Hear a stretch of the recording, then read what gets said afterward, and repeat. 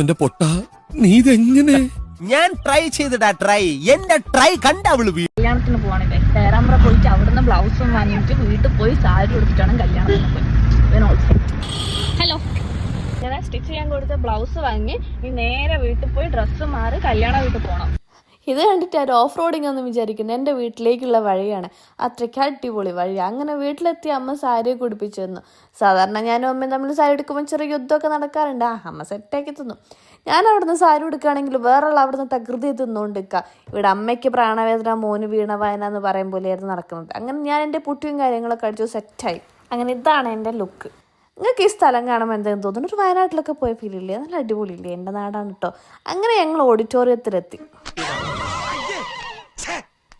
ഞങ്ങളെ കണ്ടപെടാ പിന്നാമ്പുറം കാണിച്ചു പോയി. ഇവനാണ് എന്നെ എന്താ ഒരു മര്യാദയ്ക്ക് നടന്ന് എന്നെ കെട്ടിച്ചു വിട്ട് അലവലാതി ഞങ്ങളുടെ ബ്രോക്കർ. അങ്ങനെ അവര് സ്റ്റേജിൽ നിൽക്കുക. ഞങ്ങൾ കുറച്ച് വെയിറ്റ് ചെയ്ത് ഞങ്ങൾ ഫോട്ടോസ് എടുക്കാൻ കയറി.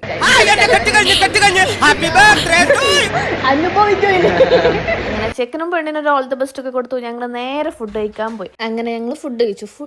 ഈ ബിരിയാണിക്ക് ഞാൻ എന്തിനാ കുഴി എടുത്തതെന്ന് എനിക്ക് ഇപ്പോഴും മനസ്സിലായെന്തോ. അങ്ങനെ ഞങ്ങൾ കല്യാണം വീട്ടിൽ നിന്ന് ഇറങ്ങി നേരെ വീട്ടിലേക്ക് പോയി. വീട്ടിൽ പോയിട്ട് ചില പരിപാടി ഉണ്ട്. അത് അടുത്ത വീഡിയോയിൽ കാണാം. ബൈ.